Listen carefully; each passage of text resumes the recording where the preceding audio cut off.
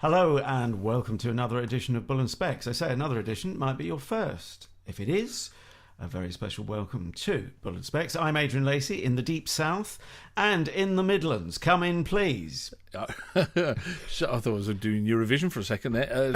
Shane O'Connor, in the Midlands, the balmy Midlands. We've had a lovely week this week. Have you had a lovely week this week, Adrian?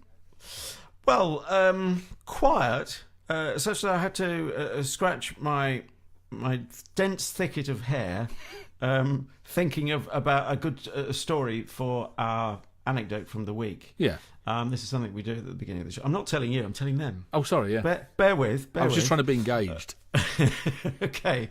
Well, I thought you were already married. Ba-bum. But, moving on. So, yes, my week.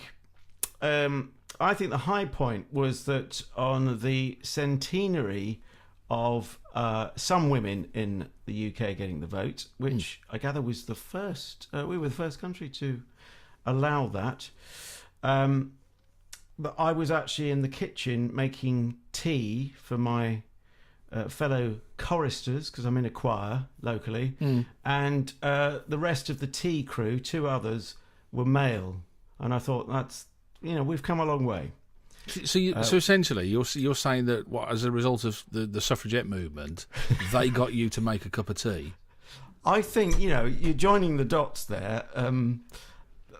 Yeah, I suppose so. I can't imagine an all-male crew making the tea 100 years before. What do we have here? Sorry, right have on you got cue. Some props? Mrs. O'Connor has just come in with the tea. So you know who wears the trousers in this house, mate, I tell you, hey? Well, I didn't exactly have you down as the most radical feminist. I know for some reason I ended up saying you were a feminist and you didn't know it. But, yes, we should point out for people listening who aren't seeing, was that a plain white mug you were holding up to the camera there? IKEA, actually, if you must know. Yeah. Ah, no, that makes sense. Yeah, they're quid a piece, aren't they?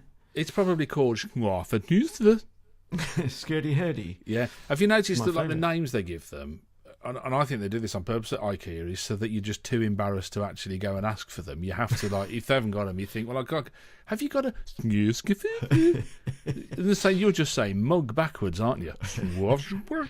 They're mugging you off. They're mugging me off, mate, yeah. Sorry, what was the plain white? What was that all about, did you say?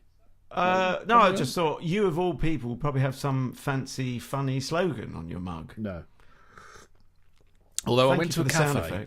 I went to a cafe yesterday. It wasn't a cafe. It was a bit posher than a cafe. I nearly said a bit more posher. A cafe. Yes, it was a cafe. It was nice. It's this nice little thing. Actually, a nice little place in the village, not far from here. And they do this. They do all that kind of retro stuff, retro cups and saucers and all that kind of stuff. Nothing matches. It's great. But I had a cup of tea out of a china cup there, and I said to the wife, it was Harry Enfield. I said, I've got to get a tea tastes different out of a china mug, doesn't it? Have you noticed that? Oh, sorry, I thought you were speaking to your wife in the anecdote. No, I was speaking... Oh, right. I leapt out the anecdote. Could you ask... Oh, right, you broke the fourth wall. Oh, you can't even tell whether I'm in the anecdote or not. I don't know what we've got to do with this. That's how poor your anecdotes they are. Or your performances. Yeah, they are a bit jumbled, I will give you that, really. Could you make your voice a bit higher if you're doing Angelina? Surely that would help. But that was me. I was saying to her, we should get... But then I actually was saying it to you as well. So, I'm not clear. Did you ask your wife... Did she think tea tasted? Hang on, this is my anecdote. Sorry, yeah. And you're taking over. Where were we? Oh, I don't know. You were in IKEA. See, that's your anecdote again. Oh, okay. Go on, you've hijacked my anecdote. I'm going to sulk for the rest of the show now. Now, you were saying you were making the tea, weren't you, at the choir? But what people really want to know is, have they got the vegetarian options sorted out yet, or what? What, for tea? Is it me? Can I just speak to the... I'm speaking to the audience now. Oh, well, I thought that was your anecdote. Sorry. What? Where's vegetarian coming to... Oh. You having a laugh, mate? You could have Bovril. You're having a giraffe. Or not.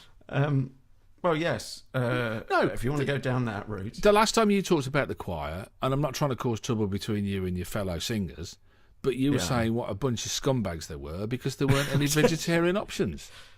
Oh, hang on, that was Christmas. God, that's going back a bit. I log it all, mate. I log it all. All goes in here. I write it on a piece of paper and I keep it in my china cup. Right. Well, no wonder the tea tastes different. You answered your own question. Yeah.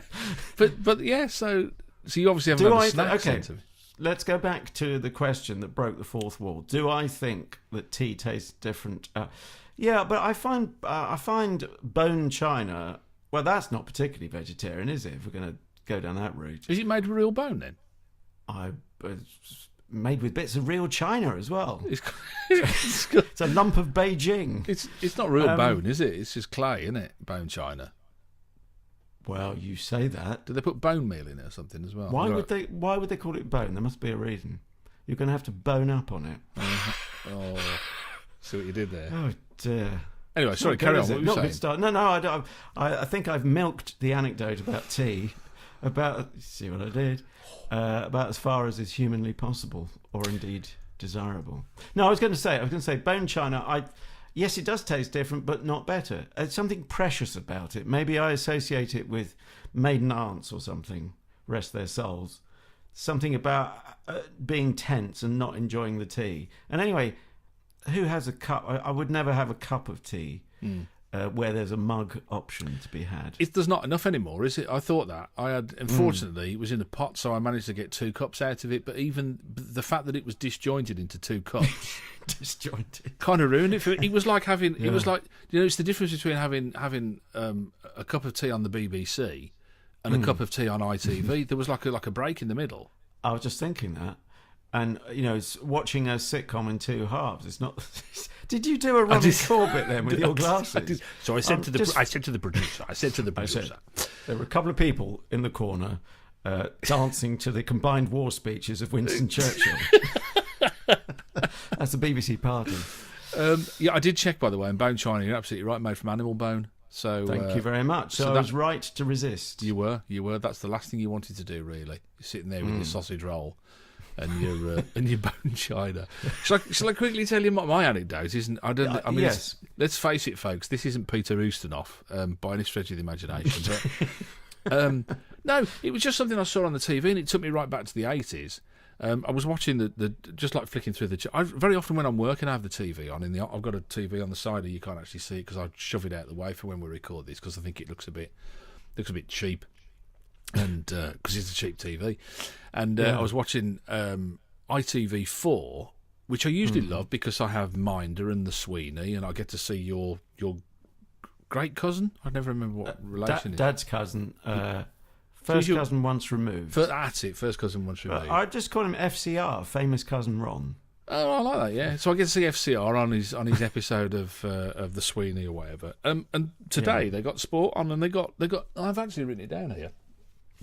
You made notes while watching ITV4? No, I thought if I don't write this down, I'm never going to remember what the bloody thing's called. Snooker. No one will believe it. Snooker shootout, and it was basically snooker in a hurry. Which that's like. Is that like penalties? Yeah, I suppose it is in a way, but it's a bit like sort of saying that I'm gonna go and see a classical concert, but I just want the greatest hits. The whole point sounds like Classic FM sponsored it. Yeah, the whole point. Yeah, it's we got Mozart's greatest hits, mate, coming up right now. But it was basically, I think you've got 10 minutes to play a frame, and each player has 10 seconds to take a shot. So if I take a shot and I pot it, then I get another 10 seconds to take the next shot, and if I pot and it carries on like that.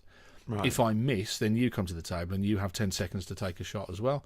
And it was, quite obviously they're trying to sex the whole thing up as well. But I don't know. And it was the audience reaction was quite weird, Adrian, as well. I don't know why they were starting a frame and they'd be going. I don't think it's because they haven't got any walk-on girls to jeer at or anything. Well, I was just thinking when you said sex it up, a thought that could end me up in confessional, if only I was that way persuaded, was that it could have been worse or sexier, depending on your point of view. It could have been short skirt snooker. Is that a thing? Actually, it was a thing in the late 80s, early 90s. One of those new breakaway channels when we first started going multi-channel. Yes. They went for the high ground. I never saw it. They went for the high ground. Yeah, the moral high ground. Yeah, and absolutely. they said, right, okay, we're going to... They said, how can we have intellectually stimulating broadcasting on a budget? Yeah. Are you looking it up? Yeah. I've just... oh, my good God, as Arthur Daly would say. You did what? I said, oh, my good God, as Arthur Daly would say. No, I found miniskirt bowling. Is that a similar kind of thing, do you think? I don't really... No, I think the images that I'm getting here have got nothing to do really with... bowling or miniskirts. Yeah, the thing that you're talking about. I don't really know. Right. Well, I think you've learnt a lesson, or should have done today, which is don't spend your time idling watching ITV4. Surely that's the lesson. And of course, you've just taught me another one, which is clear out your browser cache when you've finished doing the podcast.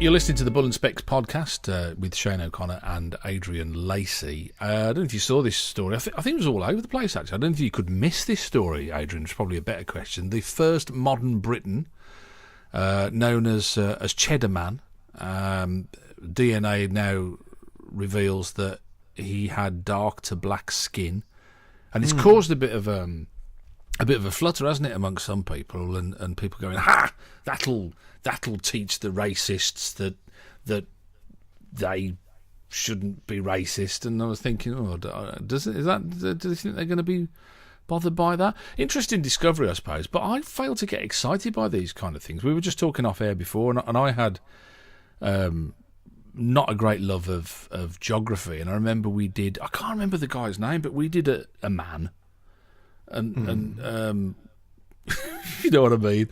We did. I have no idea what you know. I think I know what you mean. I can't remember what his name. What was the one in? There was one in Norfolk, and the hoax. There was the Piltdown Man. No, he was. And Piltdown presumably was the place, wasn't it? I think so. Yeah, but I remember doing this something, and I just couldn't. I couldn't connect with it at all, and I kind of feel a bit the same about this.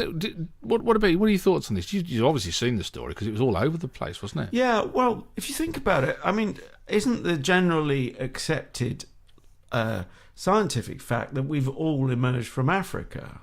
And if that's the case, then it's not shocking. I don't know. As human beings. I don't, and I don't. Do you know when they say, "Oh, this happened and that happened"? They never tell you the degree of certainty that they're making that calculation. So I kind of always feel like I never have all the information. They go, "Oh, we all came from Africa," and I go, "Okay, if you say," I mean, it doesn't really make any difference at the end of the day, does it? Where we all came from, I suppose. In that sense, I suppose it's interesting, but it's more important where we are now, isn't it? I guess really more than anything. Well, I can be absolutely certain on one person. Greta Scacchi came out of Africa. Because you had the DVD, didn't you? So you know that's a fact.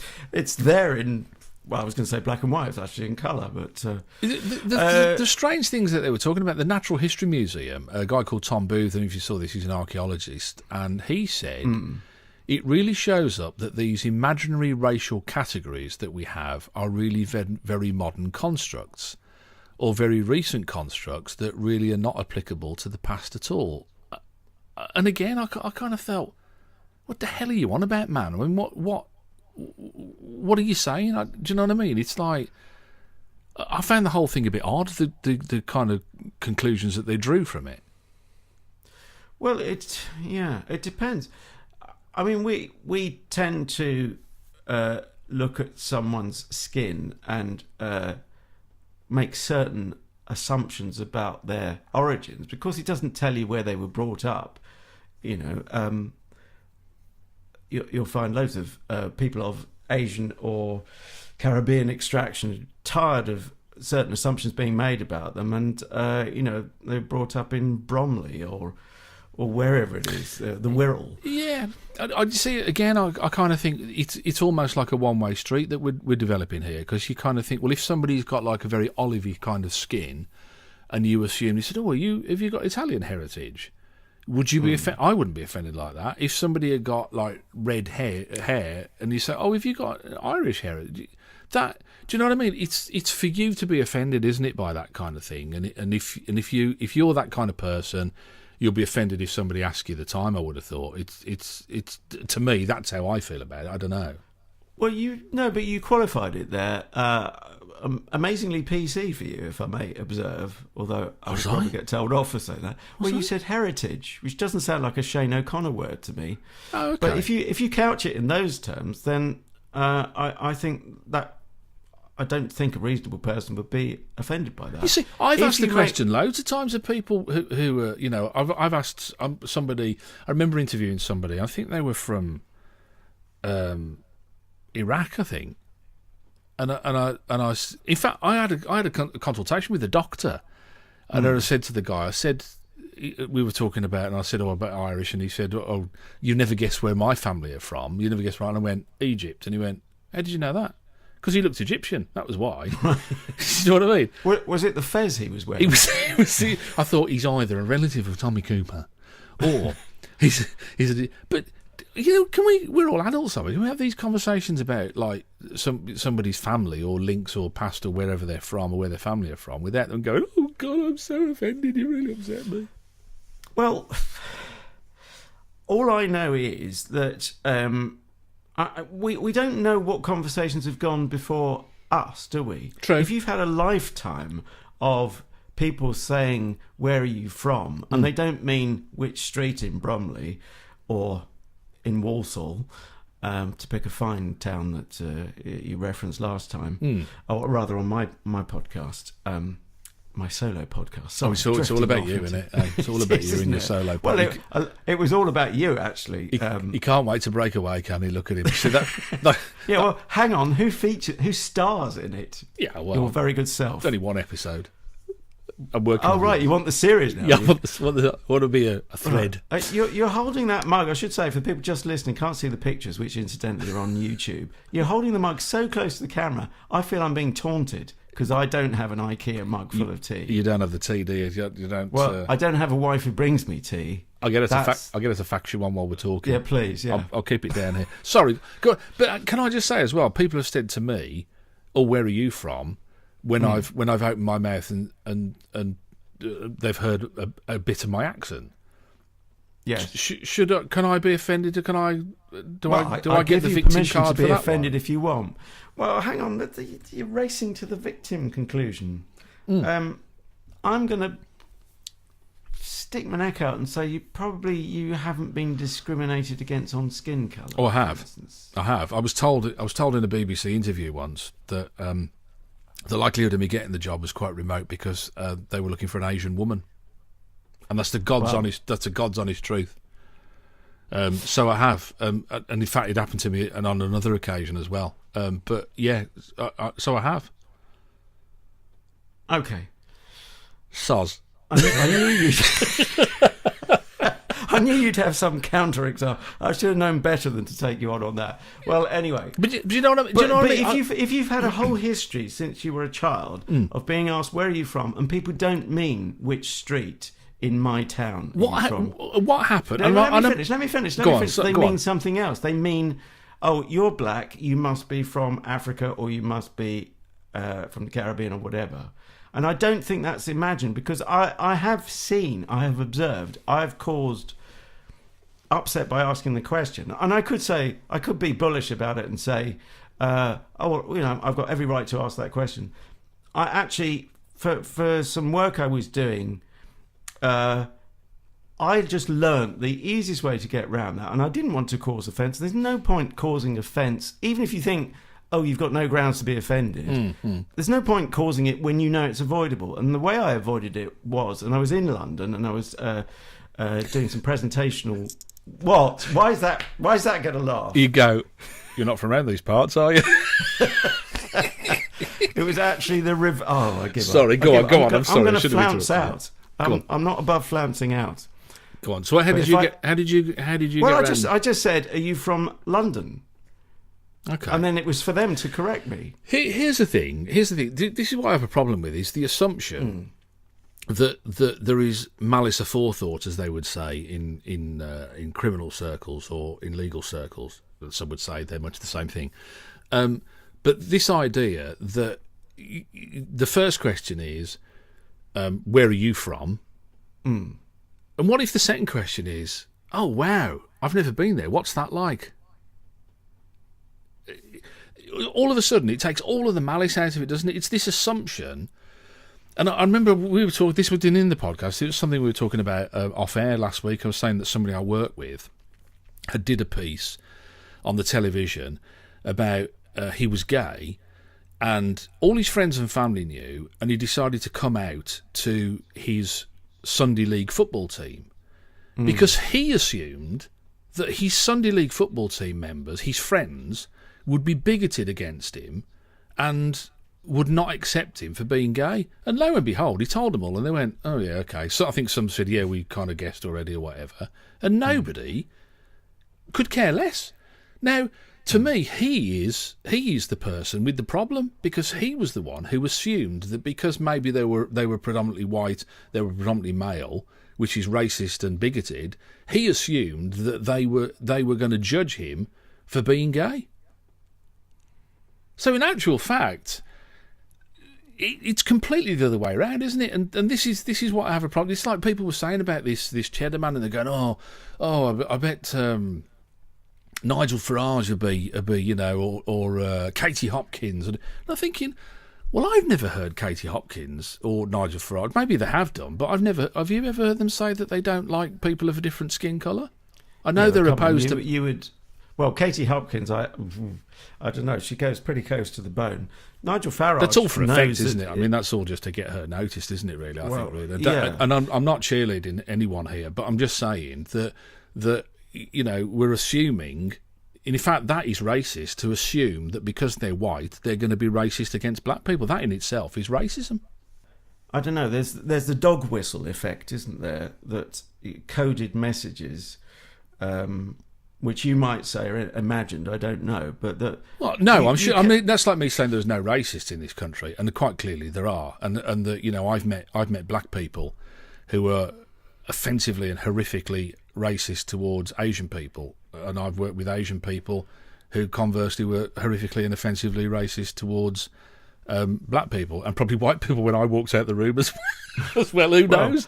You know. Yeah, I'm against you. You know that. Yeah. But it's there are better grounds to be against you on. But that isn't racism. That's just being sensible, isn't it? I mean, that's well, know, exactly. It's just as it should be. Protectionism. That is. I think. Do you know, healthy indifference. I'm just looking. We're fast running out of time on this. I tell you that we are. Here's the thing that I kind of ask myself: if this Cheddar Man is a direct descendant of us, and he was black and we're white, If he's a descendant of us, then I'll need to check my calendar because it's going backwards. But yeah, I know sorry, the other way around. Yeah, just proving I'm vaguely aware. If we're descendants, I think she put something in the tea. If we're descendants of his, does it make a difference? And for me, there are people scrabbling around to make it make a difference, but ultimately. It doesn't, you know, unless you're a rabid Nazi, then it doesn't, does it? Really, it doesn't make a blind. But I'm just a bit disappointed he's got blue eyes because I've got brown eyes. Well, that's where I can claim direct descendants, I think, because I am blue-eyed. Now you mention it.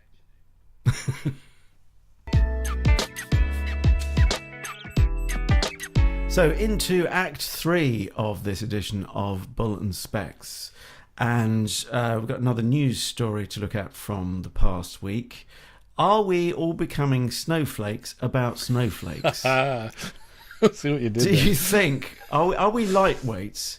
This is the top line of the story. Forecasters are predicting that this week will be one of the coldest of the winter so far, with snow set to fall in almost every part of the country. Almost every part of the country. One of the coldest of the winter. Well, every winter's going to have a coldest day in it, isn't it? Yeah. For any given area. Very definition, it has to, doesn't it, really? Otherwise, it has to. Every day will be the same temperature. Exactly, yeah. Yeah. And it's only one of those. And also, by the by, it is February. Yeah. Which used to mean that it would be quite cold. But kids today, it's probably like interest rates. They can't imagine interest rates. Oh, we used to have real interest rates when I were a lad. Man's interest rates, 15%. Black Wednesday. Nothing like it these days. I had to take my wages into the Building Society in a wheelbarrow. Do with that much money. But we are the same with the weather, don't you think? We have gone a bit soft, and I include myself. Look, wearing a scarf on indoors on a not particularly. I'm saying, look, if you can't see the pictures, then you just have to take it on trust. He is wearing. I'll verify that he's wearing a scarf. There's no. Yeah, who's going to believe you though? That's true. My credibility went down the toilet in about 3 minutes in, didn't it? Really. So yeah, maybe not. You're right. And the last time we had snow. We were hearing of people, I can't go into work and I can't do this and I can't do that and I can't drive because of the snow. And I remember I said to somebody at the time... that was just the snowplow driver. And exactly, yes.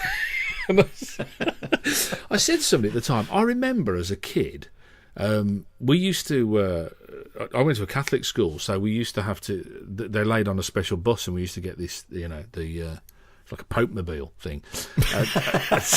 You'd wave to your public. All the Catholic kids waving at you like crossing you. And so we used to wait for this, and it was laid on by the major bus operator at the time, West Midlands Travel. And so it was just like a rickety old double-decker bus, it was nothing special or anything. And I remember walking up with Mike, so I used to call for my mate, and then we'd walk up to the bus stop. And I remember saying to Ian, and I said, there's no way it's going to come today, is it, the bus? Literally, the snow was up to our knees. We were walking in snow up to our knees. And this would have been about late 70s, early 80s, something like that. Walking along, and we got to the bus stop, and we said, right, we'll give it 20 minutes. If it ain't here, that's it. We're going back. And snow day, brilliant and fantastic. It had to come from over a high point at a place called Barbeacon, which was like a piece of high ground. I said, there's no way these things can do it. And lo and behold, 19 minutes later, this flaming bus came over the hill, and we went to school. And nowadays you get these. They can't go into school today because there's a bit of snow on the drive and they can't clear it. Or anything. How?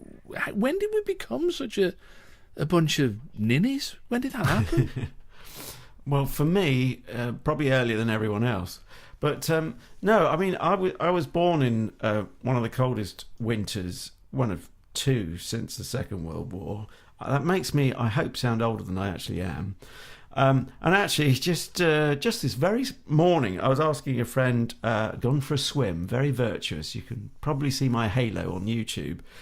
And so I had a coffee afterwards, which is slightly less virtuous. And I was just asking this friend of mine, who's retired, what he was going to do today. And I said, are you going up the allotment? Knowing that's what he's very keen to do. And he said, no, I can't go up to that. Now, I'm not accusing him of being a snowflake, I should say. I mean, he's 70, bless him. Right. And, he's entitled to do whatever he wants.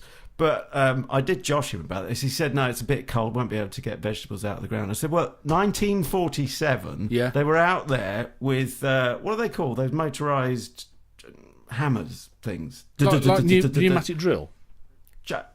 Jackhammers? Jackhammer, yeah. Pneumatic drill jackhammer, yeah. And by the way, I wasn't around in 1947, thank you very much. But I've seen the footage. There was actually film of them trying to dig up turnips. Well, given my views on turnips, I wouldn't have bothered. No. But, if that's all you had to eat. But that's how serious it was. Yeah. Out there with a motorised... Probably even then, someone was saying, oh, you're a lightweight, you are. In my day, we used to do it manual. We'd do it by hand. I'd do it with my teeth.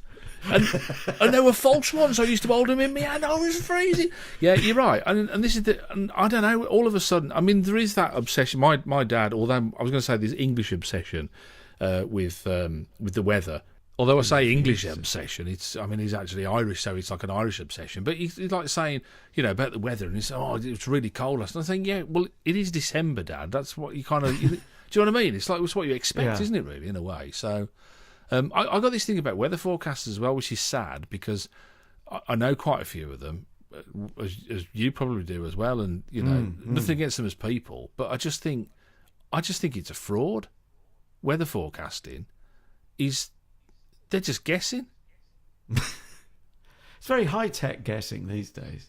All right, it's guessing with a computer, but it's still guessing, isn't it, don't you think? It's like this headline, snow and ice hit the UK, that we read out earlier, and it could be here all month. It hasn't. But nobody goes back and says, hold on a second. Last week you said it was going to be this, and it wasn't. How rubbish is that? And it never. Do you know what I mean? They're never brought to account. If it was down to me, I'd hold weather forecasting trials on a you know the Salem witch trials on a regular basis. It's a little bit harsh, but yeah, you've got a point there. There's a program that reviews the news of the week on the Beeb, your favourite broadcaster, Can't get it off. Broadcasting Corporation. But you never get a weather review, do you? Which actually looks back. Yeah, let's look back at the. Let's see what they got wrong. Said this on week, Tuesday lunchtime. Yeah. The other thing, and this kind of ties in quite nicely with you and I, because you being down south and me being in the Midlands, there is a perception certainly up here that the media is obsessed with you rotters down there. So it's this kind of, when they go, oh, there's going to be 10 foot of snow, we either think in London, or the other one that is quite a common one is they go, oh, it's going to be snow, and then they're like the small print, and then it says in the Outer Hebrides, and you think, yeah, we were expecting that anyway, because again, it's February, and I guess they get a bit of snow up north, sort of thing. You know what I mean? Yeah. It's that sort of, but that doesn't help us with our being ninnies about it all, and we can't drive in snow anymore. I don't know what happened. It's like, cars have got better. And haven't they? No, driving's got worse. I think our driving's got worse because cars have got better. Yeah, mate. But like everyone's got a Chelsea tractor now. Like everybody in the dog has got, some kind of 4-wheel drive. And you think, and yet... Maybe not everyone. Well, all right, no. But it seems there are a lot out there of sort of 4x4s. And yet they don't get them at the garage when the snow comes. It's like, oh no, I can't, I daren't do it. I don't know. I mean, I've got a convertible. Yeah. And I'm so hard, I have the roof down. I was going to say, what do you convert it into? In the blizzards, you know what I mean? It's like, I've got my woolly hat on, I don't care. I'm as hard as nails, mate, But I don't know what it, and like to me, it goes back to the school days. I mean, it's that thing that we used to go, and I don't know whether I've just turned into my dad, and it's that kind of, when I were a lad, we used to, we'd go to school, but I distinctly remember going and it was knee high. The snow, and we're like, plodding up the road and that kind of thing. But yeah, nowadays I don't know. I mean, did you? I don't know. You down south, you namby pamby. We were swanning around, topping up our tans in February. Yeah. I was just thinking of a particular period when the oil strike was on. I don't know if it affected you. We had oil-fired boilers at school. That's right. So, and you could say we were being a bit snowflakey. It's quite a weird time in my memory. It's almost a bit trippy, but I was completely sober. And they reduced lessons to 10 minutes. And you would come in... keep your coat on, because there was literally no heating. I remember that. Put your coats on. You'd breathe out, and Jack Frost would virtually solidify in front of you. Yeah. And all the 10 minutes were for would not to learn anything new, but just to set the homework that you were going to do at home. Yeah. And hope your own heating at home would work.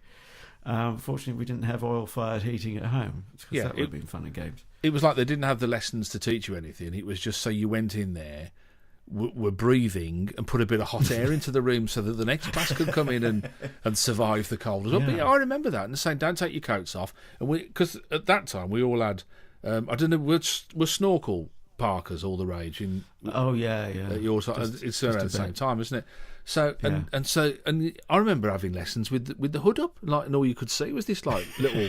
It's like South Park, isn't it? It looked like a bad episode of South Park, or it looked like they were having a classroom full of scuba divers, because we were all there, with the snorkel jackets. It was just the weirdest. But nowadays, oh no, they can't come in because the path's icy, and grit it. What's the matter with you? What? I get very high. Could your voice go any higher? Yeah. I know I do get very. I really fear for the future of my son when he starts at school. And I fear for the future of your vocal cords. Well, that's the same thing. Sorry, really. No, I was just going to say, because the other kids in the class will say, "You're your dad's the really angry one with the high voice, isn't he? Yeah. And Frank will say, "Yeah, his voice never broke. He's a bit weird." Yeah, I'm afraid he is. Yeah. But yeah, that's that. I don't know. It's really. I'm almost. You want to know where was the line? Where do you draw? When did it happen? It must have happened at, 1988 or 1992 or something. It was probably the turn of the millennium. I said the millennium bug would get us eventually, and it has. And also the clock has got us as well. We're out of time. Yeah. If you've enjoyed the podcast, as always, we always say, please subscribe. Don't just be a passenger. Be part of this. We're flogging our guts. I'd just say subscribe even if you haven't enjoyed it, because it could get better, couldn't it? Yeah. Well, no, possibly. No, we could do. You're right. Yeah, but no, if you could, or you could get more tolerant. You could lower your expectations. Yeah. Or the other thing, share. You can like it. You can share it. You don't have to. If you don't want to stay with us, then at least inflict us onto somebody else. Maybe that you don't like. That we could then entertain them in a particularly gruesome way. As Adrian said earlier, you can see the pictures on YouTube if you just type in bull and specs, but you need to use the ampersand for and, which is on the number 7 key on your keyboard, unless you've got some strange keyboard that hasn't got numbers on it. Maybe I don't know. I don't know where I started that. I don't know where it was going really. Or if shall I do the audio? Because you're floundering. If you don't, much though I enjoy seeing you. Hang yourself with enough rope. Actually, I might need a prompt. Having said that, I'll probably lose your cooperation. But we are on Spreaker. We are on Stitch Up. No, was it Stitcher? I've never used. I will level with you. I won't lie. But yeah, Stitcher. It is Stitcher. Stitcher. Yeah, I'd forgotten about that one. Yeah, I always say Spreaker, but I forgot Stitcher, which is they're just all podcast aggregators, aren't they? Really, these things. But yeah. Yeah, we're on iTunes. Talking of which, yes, of course, that's probably that's the easiest for some people, and iHeartRadio. We do. We heart radio. I must get around to having a look at that and find out exactly what that means one of the days. But loads of great places you can get us. And we'll be back next week, all being well, won't we? To chew over some of the news stories of the week. Hope you've enjoyed us, to say, this week. And doesn't matter what the weather's going to be, you can guarantee if it's 6 foot of snow, we'll be there, won't we, mate? We will. We'll whinge whatever the weather is. Although I might have my snorkel hood up. We'll see how we get on.